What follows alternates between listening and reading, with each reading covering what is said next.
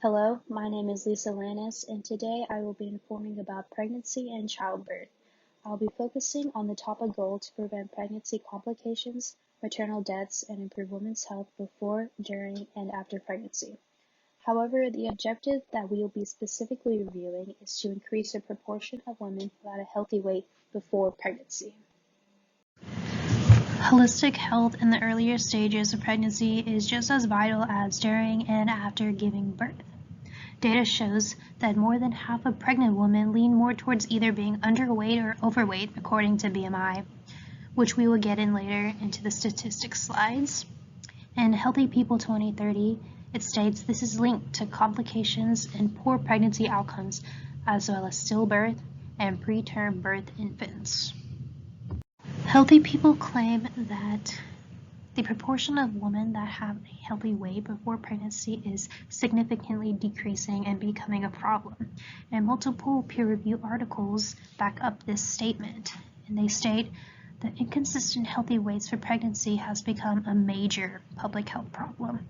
The proportion of women in the world who are overweight has increased from 29.8% in the 1980s to 38% in 2013. Among the newborns during this time frame, 24.4% were classified as LGA. On the contrary, SGA births were observed more frequently with an underweight study group of pregnant women. Underweight was associated with an increased risk of SGA.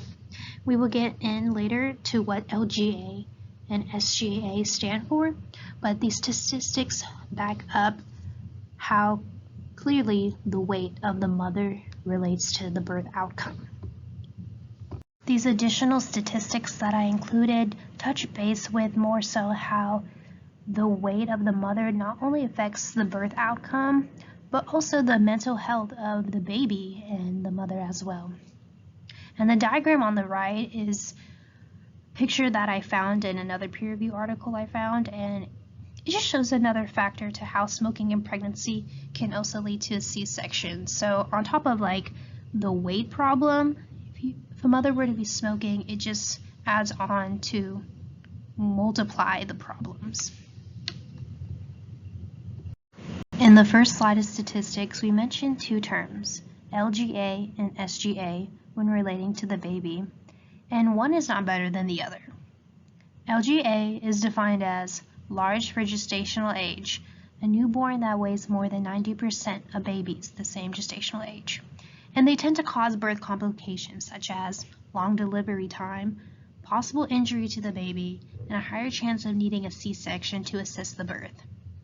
Meanwhile, SGA is defined as small for gestational age. These babies usually have birth weights below the 10th percentile for babies of the same age. These babies also have complications like decreased oxygen levels, low APGAR scores, hypoglycemia, and polycythemia.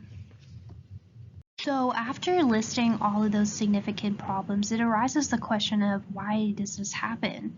And it really is easy because mothers are either neglecting the importance of their own nutritional intake, BMI consideration, and fitness, or they're just not having those resources available to become healthier versions of themselves. Therefore, prepared mothers need to take the initiative to better themselves for the developing human being inside them. These problems can be prevented, but it's good to be educated on which factors are modifiable and which ones are unmodifiable. So the factors that can be changed and altered includes a mother's diet, the physical activity, the use of alcohol and drugs, and the simple mental preparation for the baby. Some unmodifiable factors includes genetics, because some women are born with natural obesity or they're born with high metabolism like hyperthyroidism. So it's more difficult to change those certain factors. And it goes on with the mother's living situations and her environments, her work life, lack of balance with that, which causes overall stress, poor economic status, since social economical status is a huge prevention for public health, and reasons why certain people cannot access high quality care.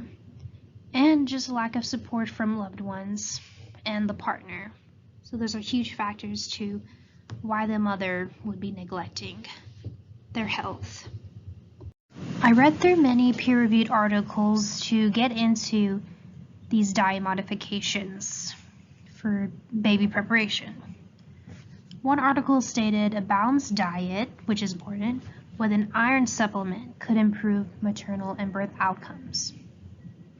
So in addition to prenatal supplements, it is suggested to prioritize balance within the diet versus focusing too much on eliminating certain food groups, because what's most important, again, is the balance. Similar to the DGA's guidance, the two agencies encourage young children and childbearing age women, including those pregnant and breastfeeding, to eat more fish that is lower in mercury for important developmental and health benefits. If seafood is too difficult to access, there are plenty other options that still provide these great omega sources. For example, chia seeds, flax seeds, walnuts, soy milk, eggs, and yogurt are high in omega fatty acids, which can assist with development of the baby physically and mentally. Here are additional online resources to learn more about pregnancy and childbirth, and the following slides are my cited resources. Thank you.